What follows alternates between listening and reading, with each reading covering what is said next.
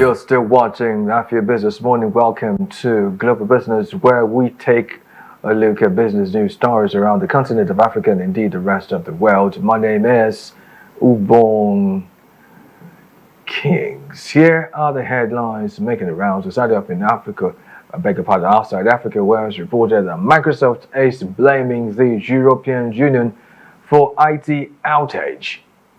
And still from the foreign scene, Ryanair's profit slows as its summer fare lowers. And the New York Times fails to push Wordle off puzzle market.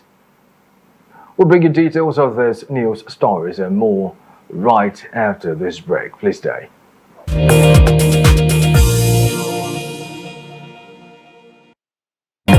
You're watching Global Business right here on the After Business Morning, and we begin from the world of tech, where it's reported that Microsoft has said the European Union is to blame for the world's biggest IT outage, where up to 8.5 million Windows devices were affected by Friday's IT outage after CrowdStrike's antivirus update went awry, causing a faulty security update.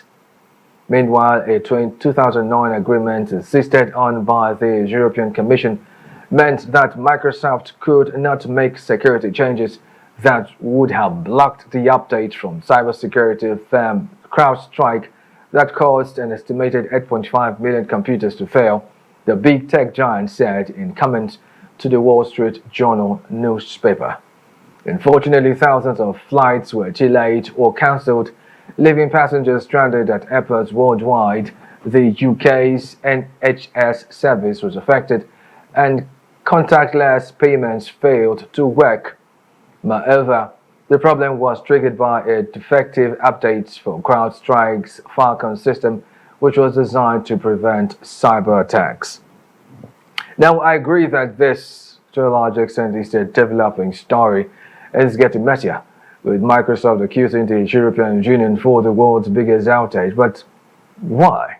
Now, this is because a certain agreement that was ratified, for lack of better expression, in 2009, this agreement was insisted on by the European Commission, which meant that Microsoft would not be able to make any security changes to its network or devices. This simply means that Microsoft was technically handicapped to avert a potential security threat to all Windows operating systems all over the world. Now, this loophole, quite frankly, really doesn't even exist in Apple. I rest my case. I'll keep you updated on how this story unfolds eventually, but you see the different angles to this part right there. Moving on to other business news stories from in the world, and this time around we're going to the world of the aerospace to tell you that Ryanair's first quarter results for the financial year 2025 results have revealed lower profits and a dampened summer fare guidance for shareholders, as it was one of the many airlines that was impacted during the recent Microsoft outage that led to several flight cancellations and airport issues on the 19th of July. The company recorded a profit of 360 million euros for the quarter, considerably lower than the 530 million euros expected by analysts. This was also well below the 663 million euros seen in the first quarter of the year 2024. Meanwhile, the number of customers grew 10% to 55.5 million in June 2024, up from 50.4 million in June 2023. However, this was considerably offset by lower than expected air ticket prices this quarter. Ryanair further warned that summer fares were likely to fall this year, with unit cost also expected to increase slightly. This is mainly due to expenses such as productivity and pay rises, as well as increased air traffic control and handling fees. Now, let's look at something very critically now. For the sake of context, we're going to be taking a look at a conversation of the CFO of Ryanair, Neil Sorahan, who had projected, so to speak, huge rise in revenue but only recently had to literally take back his words. Now, coming off the heels of the recent cyber attack, I won't call it cyber attack, but cyber crisis that befell Microsoft and other issues. And this is a clip from Bloomberg TV from 2 years ago on the said issue. Let's take a look, and when we return, we'll continue this analysis. Please stay. We're going to grow by traffic by 9% this year to almost 200 million passengers, and we're guiding fares in the peak summer months flat to modestly up, and that's on top of a 21% fare increase last year. But at the moment, we are having to stimulate midweek traffic a bit more than we would have anticipated. Weekends very strong, but I'd anticipate that with the schools closing in the next few weeks, that we'll start to see the midweeks close out as well. But we're taking in over 600,000 bookings a night, so demand is huge, and my advice would be to yourself, Tom, and everybody else, book sooner rather than later, because I think fares are only going to go in. Yeah, there you get it. That is the exact words of the CFO, who says they're expecting or anticipating a huge sort of revenue, but somehow those are pretty much not the case at the moment. Like someone would say, business is a potpourri of rises and falls, but one can only pray and plan to have more rises than falls. We'll take a short break, and you're still watching Global Business right here on the Afia Business Morning on Afia TV. Kindly join in this conversation and more on our new Afia Business YouTube channel. Kindly tap in the search bar www.youtube.com/Afia Business.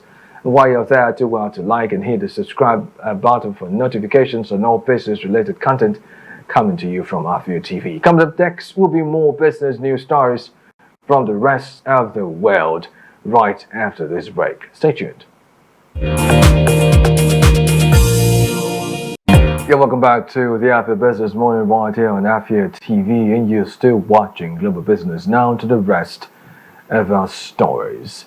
And this time we're moving on to other stories. It's reported that the European Union has approved a 105 million euro subsidy scheme to encourage Dutch livestock farmers to move away from nature protection areas in a bid to tackle dangerous nitrogen emissions.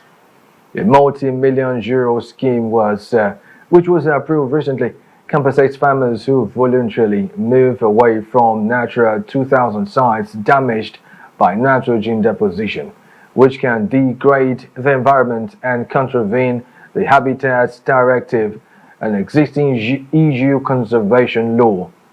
The Commission said the Dutch scheme, which will run until 2029, was necessary and appropriate to achieve the objective pursued, namely sustainable, environmentally friendly development of livestock farming while supporting the EU Green Deal against climate change. Frankly, as far as the story is concerned, two things jump at me from the story. One is that there's a plan to compensate the farmers in the European Union with an approved sum of 105 million euro subsidy scheme to encourage Dutch livestock farmers to move away from nature protection areas in the bid to, of course, tackle dangerous nitrogen emissions. This is laudable, as it were, but there's a B part. Some persons do not want to move. And interestingly, Al Jazeera had recorded that this effort began sometime last year to cut nitrogen emission and the adverse effect of greenhouse gases emissions. But then again, it looks as if this is a consolidation on that drive by the European Union. And what exactly would be the aftermath of this? Let's look at this report as put together by Al Jazeera. Thousands of pigs on a Dutch farm, meat intended for the Spanish market. But after nearly 20 years, Annette Merkens and her husband have decided to stop. Soon they will sell all their livestock. Our nitrogen emissions are extremely high and our business needs a lot of renovation. We need new stables because these are outdated. But if the bank sees that our emissions are so high, they don't want to support us any longer. So we had no choice but to stop. The farm lies next to a nature reserve that is protected under European law.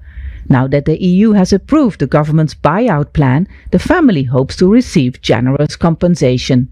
In recent years, thousands of farmers have protested against proposals to drastically cut emissions. More than 50,000 Dutch farms keep more than 11 million pigs and nearly 4 million cows. In a few years, dairy farmer Jan van der Wind wants to hand over his herd to his son. He says the government should invest more in technology that reduces emissions from animal waste. Farmers have done a lot for this country, but the government doesn't seem to realise this. The minister talking about hugely attractive buyout packages, that's a ridiculous statement. And now there it is, really. There's a huge issue here. A fraction of farmers are in support. Another set is in utter disagreement. But then again, we'll keep you posted on how this development turns out and pretty much unfolds. And in an attempt to end this bulletin, let's bring you this report that the New York Times, which owns Outage, has been embroiled in a battle with German puzzle distributor Stefan Hein over his own equivalent game, where a German court has dismissed a legal case raised by the New York Times over the trademark of the puzzle Wordle. The American news outlet wants Stefan Hein, a puzzle maker based in the German city of Hamburg, to stop using the name for his own game. Meanwhile, it may interest you to know, February 1, 2022, Hein secured the German rights to Wordle the same day as the New York Times. Now, the German courts ruled that the media outlet had no prior rights to the name and that the claims brought by both parties could not be proven, where it notably disputed the New York Times' argument that Hein had registered the trademark to keep the American firm out of the German market. Hein actually does deny filing a bad faith trademark. Now let's hold off for a moment or two. For the sake of context, it may interest you to know that specifically 2 years ago, it was announced on mainstream media that New York Times bought the game Wordle. But in a very recent, oh no, not recent, 2 years ago, it was an excerpt from the channel Today on YouTube, where it was clearly stated that Wordle had, beg your pardon, New York Times had bought over Wordle. But this issue is pretty much over the trademark of the puzzle Wordle. But then, let's check out this report right here, and when we come back, we would analyze the different angles to this. Please stay.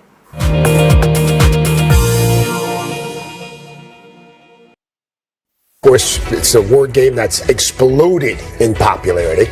The New York Times announcing it has purchased the game from its creator. The price is said to be in the low 7 figures, but the exact amount is not known. The game, which gives players 6 tries to guess a 5-letter word, was created by Josh Wardle, a Brooklyn software engineer. According to the Times, Wordle will initially remain free to new and existing players, but many are speculating this morning that it could eventually move behind a subscription paywall. See it clearly already there. It appears that New York Times has the rights to this, but it also may interest you to know on the very same day that New York Times secured the rights to Wordle, in Germany, Hein also secured the same rights. Now you understand the issue at hand. And it appears that none is backing down for the other.